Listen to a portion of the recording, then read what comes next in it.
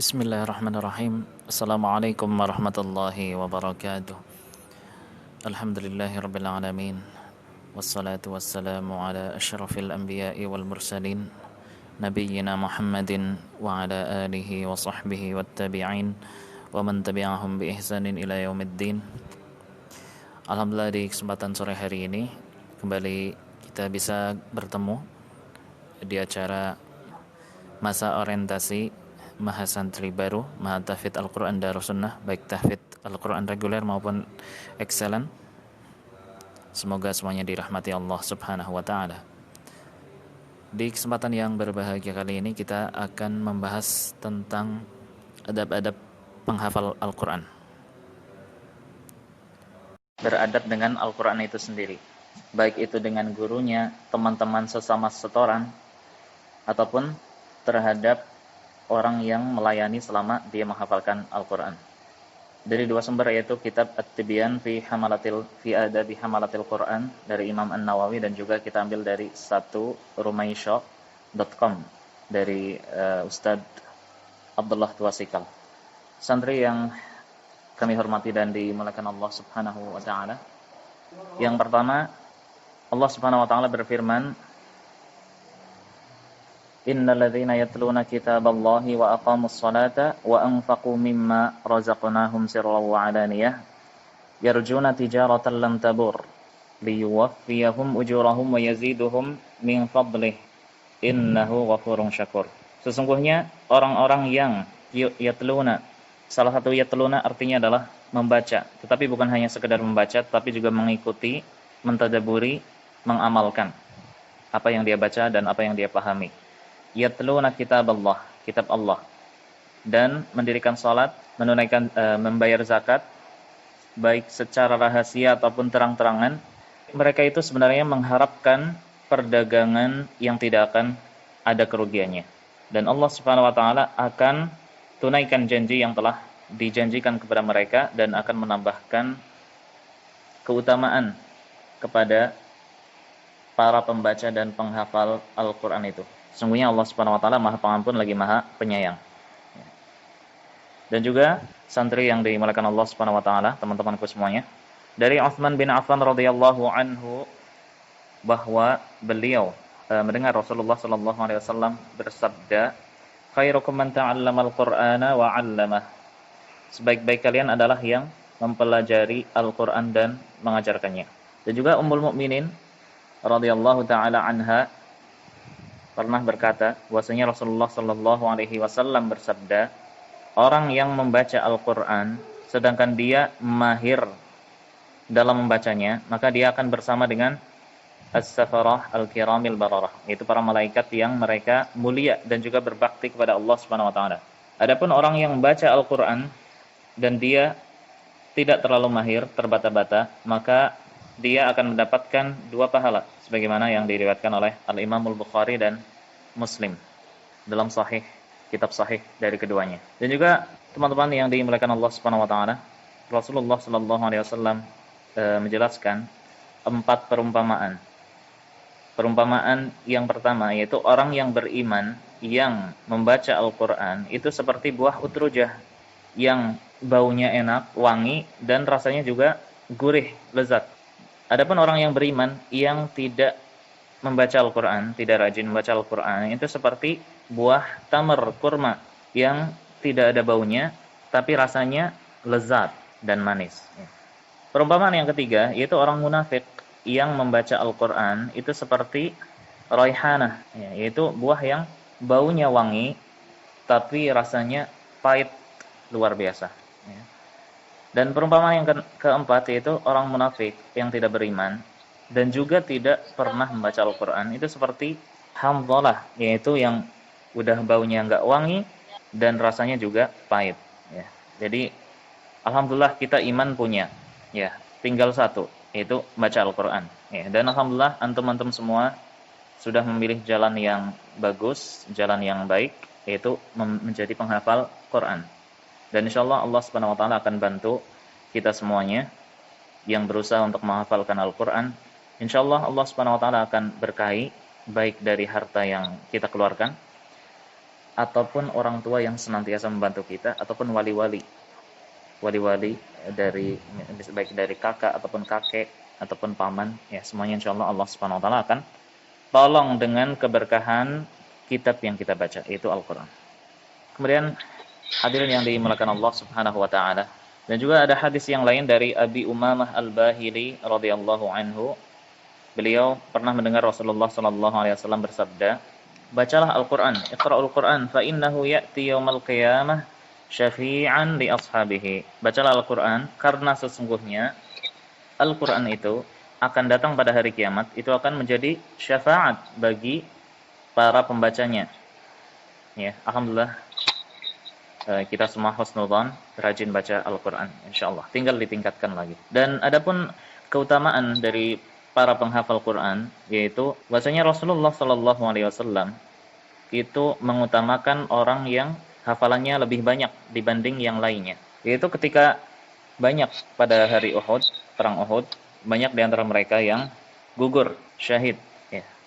Akan tapi Rasulullah sallallahu alaihi wasallam memilih mana yang dikuburkan terlebih dahulu, mana yang lebih banyak hafalannya, lebih didahulukan masuk ke dalam kubur. Mana yang diriwayatkan oleh Al-Bukhari. Kemudian teman-teman yang dimuliakan Allah Subhanahu wa taala, untuk masalah keutamaan Al-Qur'an dan penghafalnya ataupun pembacanya kita sudah tahu. Sekarang kita tinggal masalah niat, ya. Masalah niat kita menjadi penghafal Quran, apakah sudah oke? Apakah sudah sesuai dengan apa yang diinginkan oleh Allah Subhanahu wa taala? Yang pertama kali harus dilakukan oleh penghafal Al-Qur'an adalah mengkhususkan, memaksudkan niatnya hanya karena Allah Subhanahu wa taala. Hanya untuk meraih ridha Allah Subhanahu wa taala. Yaitu maksudnya adalah ingin menjadi orang yang taat dengan mendekatkan diri kepada Allah Subhanahu wa taala. Bukan untuk sesuatu selain itu, seperti berbuat sesuatu karena makhluk, karena manusia, atau karena supaya mendapatkan suka dari manusia, mendapatkan pujian manusia, atau mendapatkan hal yang senada dengan itu. Selain mendekatkan diri kepada Allah Subhanahu wa taala, itu adalah hal yang sangat dibenci atau hal yang sangat tercela. Yaitu tujuannya adalah sebaiknya orang yang menghafalkan Al-Qur'an itu adalah tujuan untuk mendekatkan diri kepada Allah Subhanahu wa taala. Adapun makna ikhlas sendiri itu adalah tasfiyatul fi'li an mulahadhatil makhluqin, yaitu memurnikan perbuatan dari ingin dilihat manusia. Al-Imam Fudail bin Iyad radhiyallahu anhu qala, beliau berkata, tarkul amali li ajlin nasiriya, meninggalkan perbuatan karena tujuan manusia itu adalah riya. Wal amal li ajlin nasi syirkun, dan meninggalkan perbuatan karena manusia juga itu merupakan syirkun. Maksudnya adalah syirik asghar. Seakan-akan beliau ingin mengatakan bahwasanya meninggalkan sesuatu karena manusia atau mengerjakannya itu sama-sama disebut dengan riya, tetapi dengan balaghah yang indah. Wal ikhlasu ay yu'afikallahu minhuma. Dan yang membedakan kedua hal itu adalah al-ikhlas, yaitu ikhlas kepada Allah Subhanahu wa taala.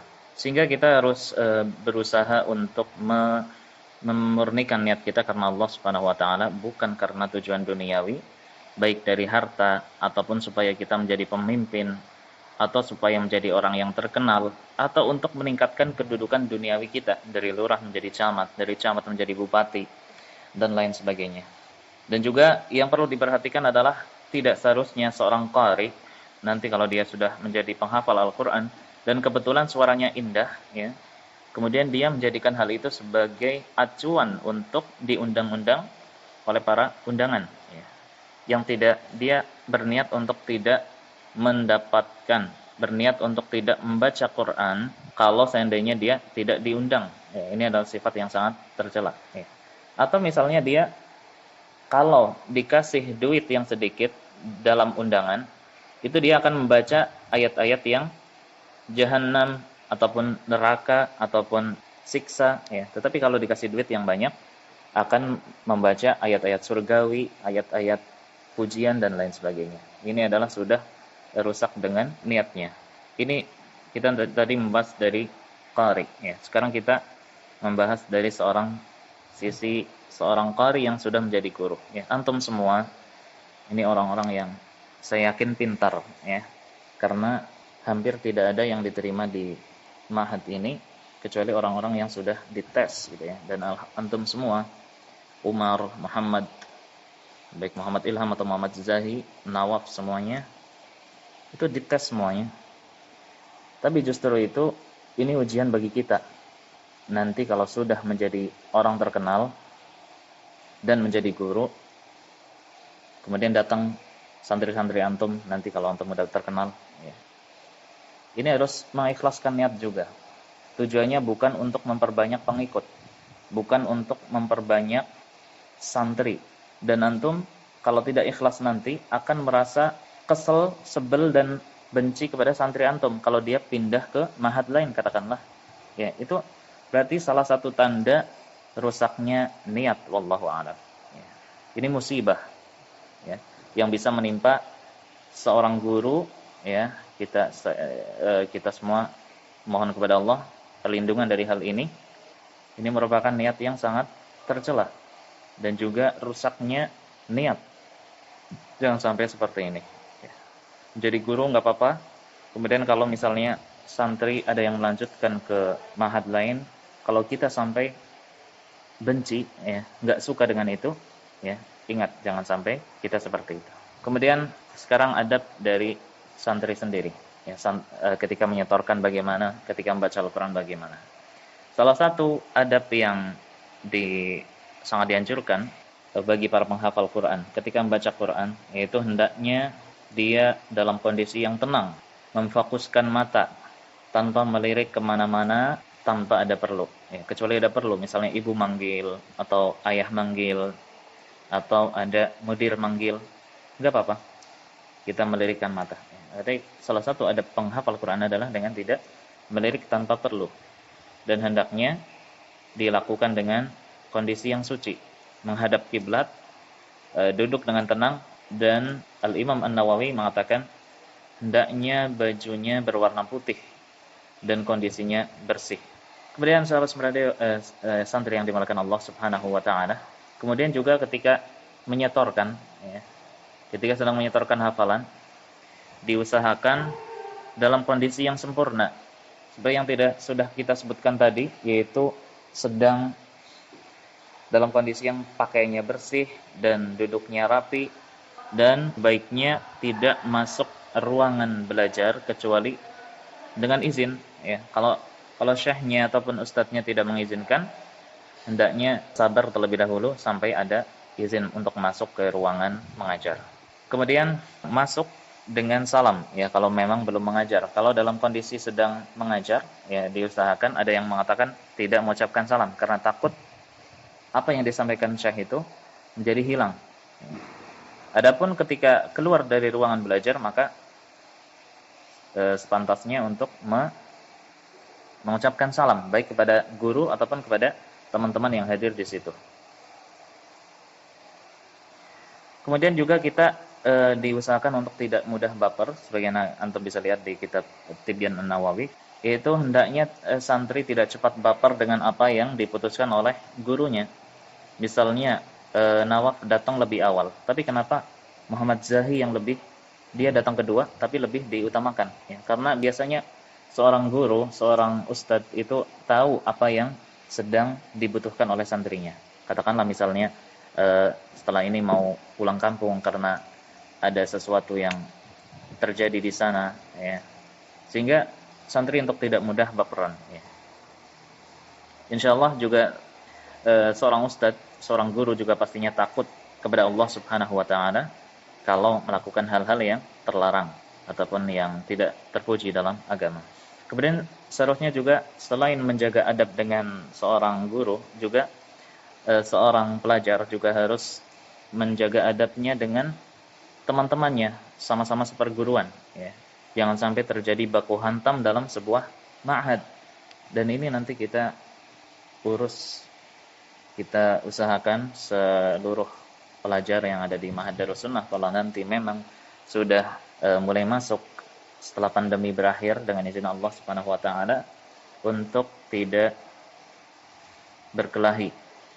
Akan tapi yang terjadi adalah mahabbah, rasa cinta, rasa menghormati sesama santri. Jangan sampai ada yang merasa sok suci, sok lengannya besar, ya, sok tubuhnya lebih tinggi dan lain sebagainya. Jangan sampai seperti itu. Yang mulia di sisi Allah Subhanahu wa taala adalah berdasarkan ketakwaan, bukan berdasarkan tingginya badan, besarnya lengan, dan banyaknya uang saku dari orang tua.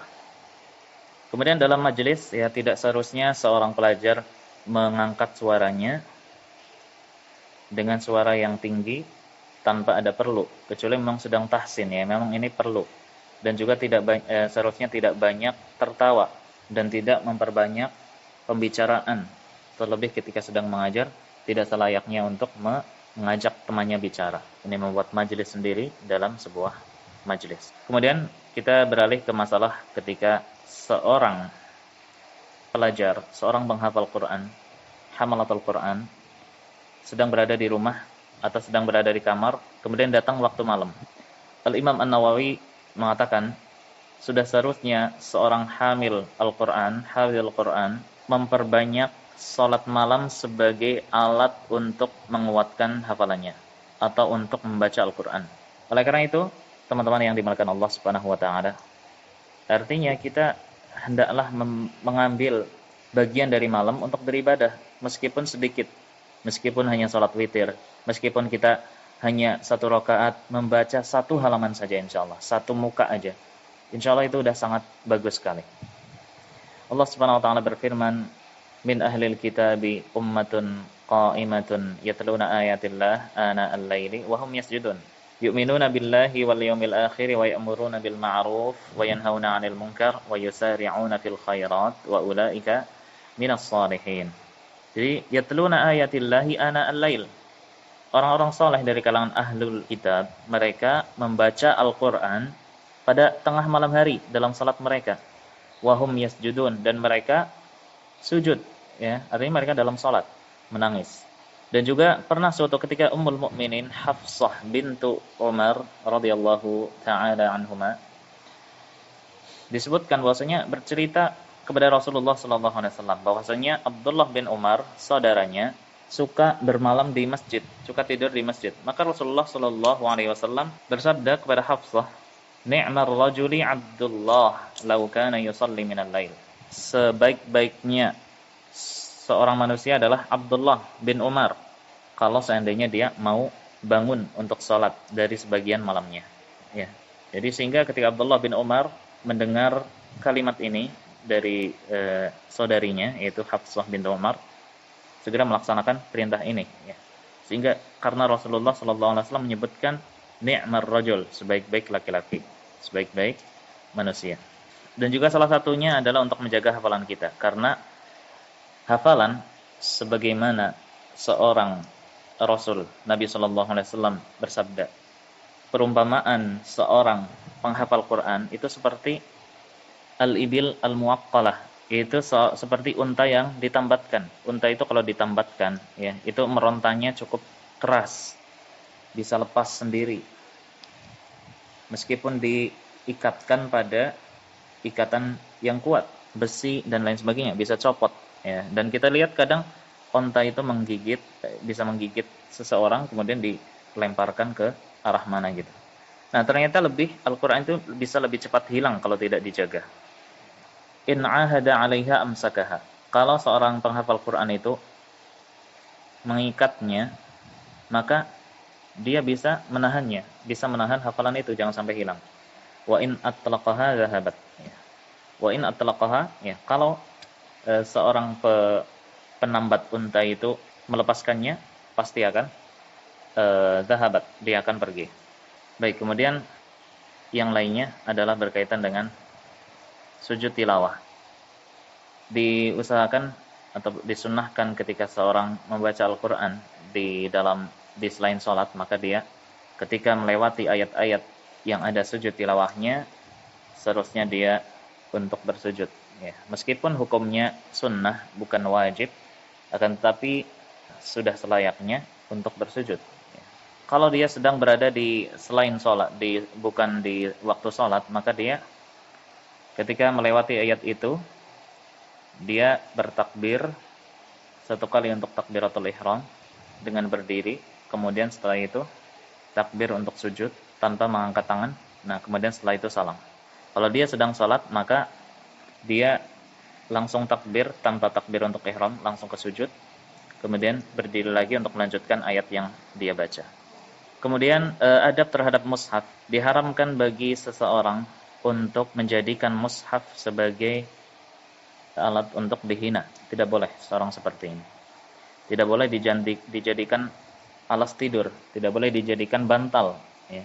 Bahkan kitab-kitab seperti kitab fikih, kitab usul fiqh, kitab tauhid dan lain sebagainya juga haram untuk dijadikan sebagai bantal, ya. Kemudian teman-teman yang dimuliakan Allah Subhanahu wa taala, kemudian masalah menyentuh Al-Qur'an, menyentuh mushaf, ya.